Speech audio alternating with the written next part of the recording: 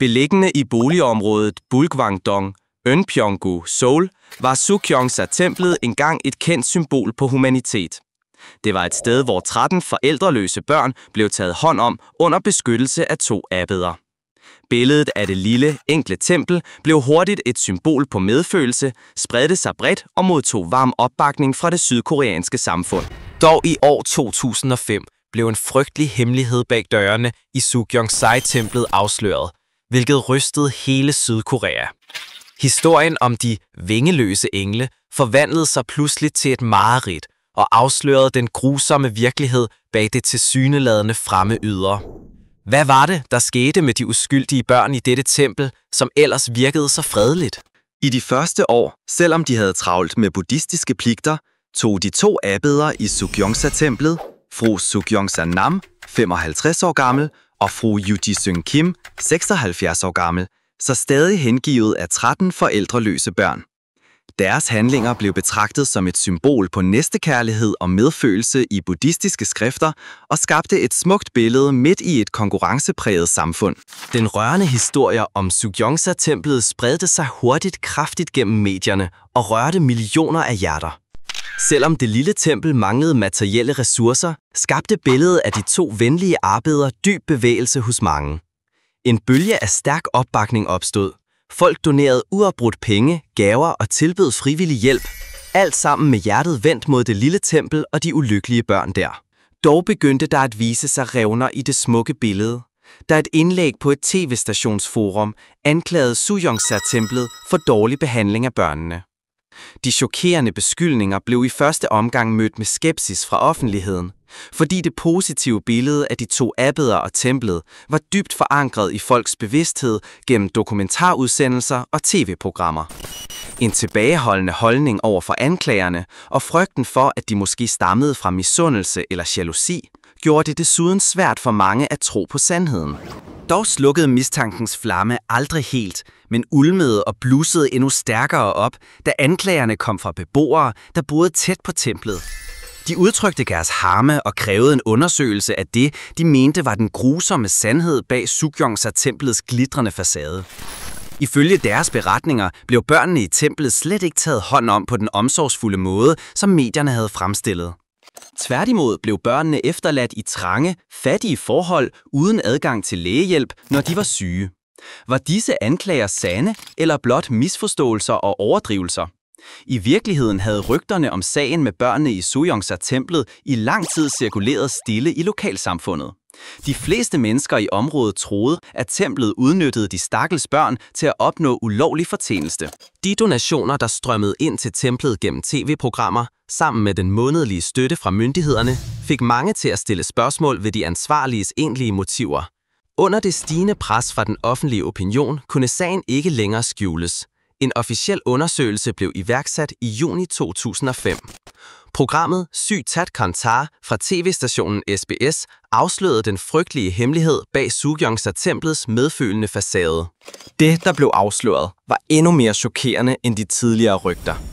Den kvindelige abbed, den samme nonne, der engang prædikede om kærlighed til børn, forsvarede nu sine umenneskelige handlinger med det, hun kaldte en unik opdragelsesmetode.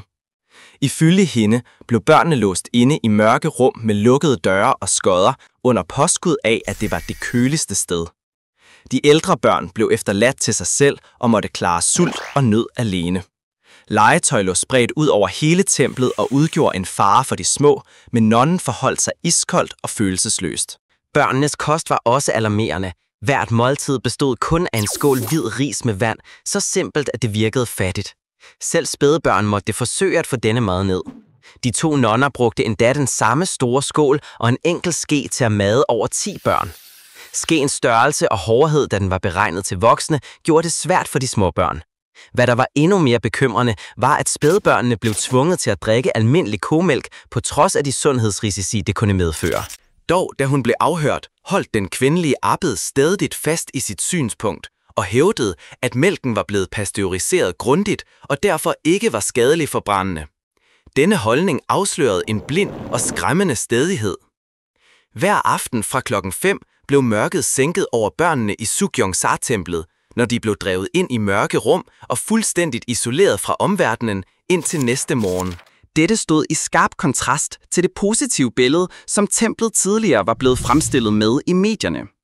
Da de blev konfronteret, svarede nonnerne blot ligegyldigt, at det var normalt for børn at sove sammen, hvilket kun øgede offentlighedens harme.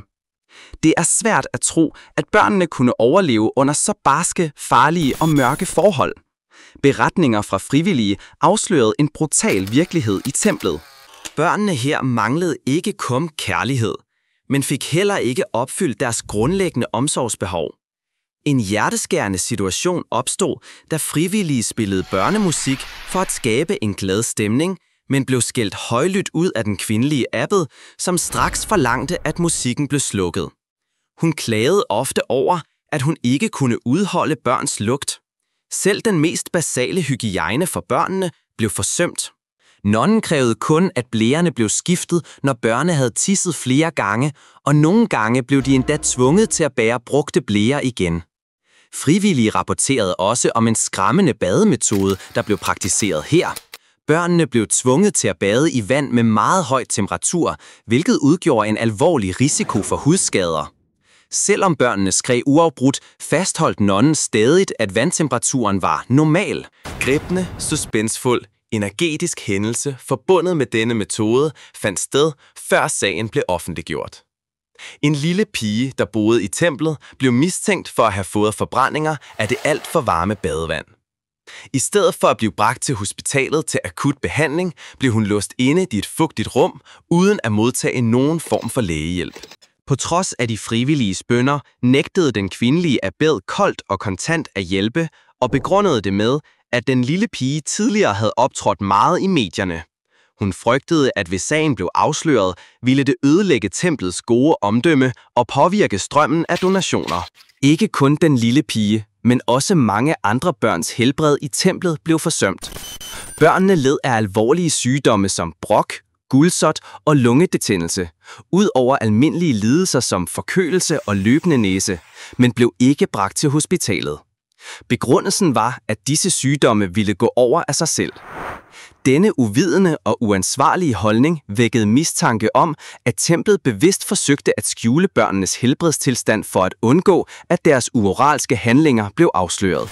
En undersøgelse på Sukyongsa-templet rejste mistanke om uregelmæssigheder i forbindelse med adoptionsaktiviteter.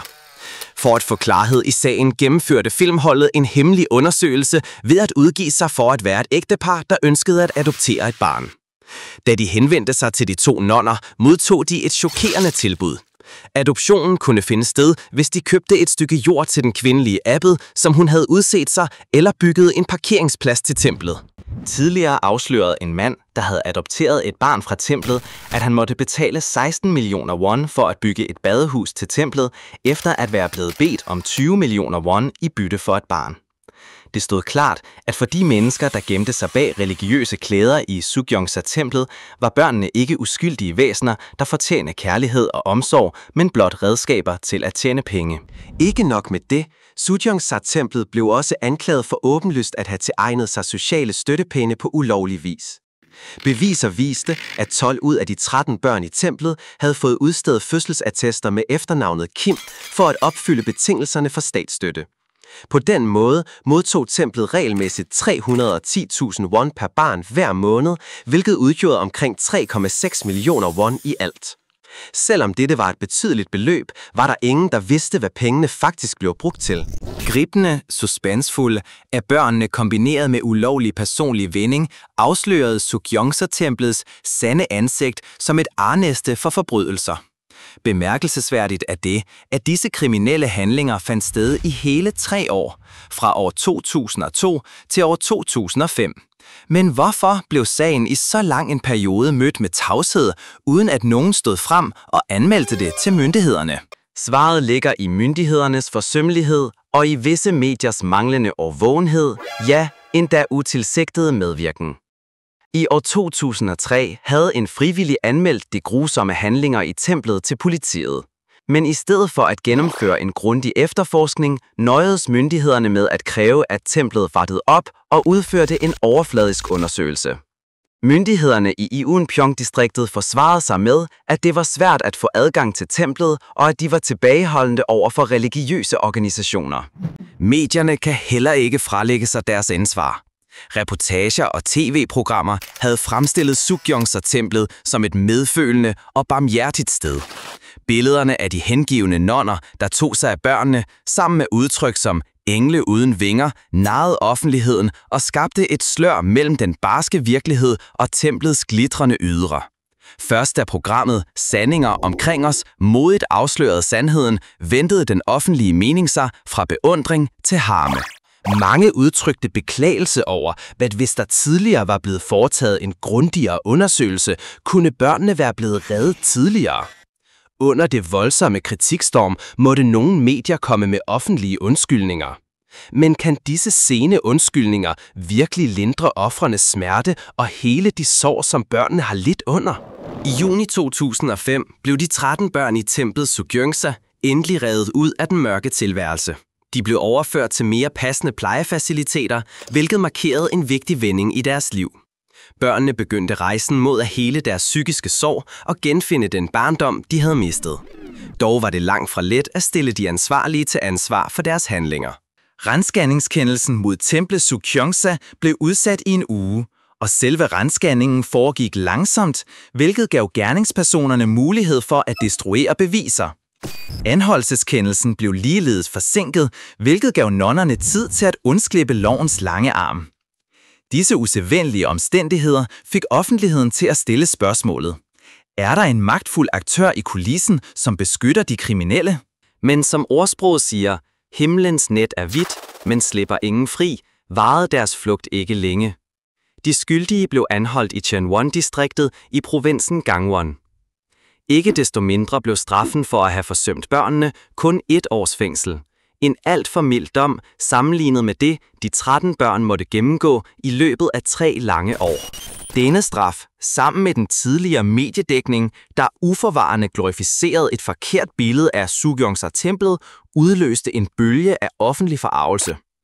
Denne hændelse var ikke blot en hjerteskærende tragedie, men også en uudslettelig skamplet i Sydkoreas samfundshistorie.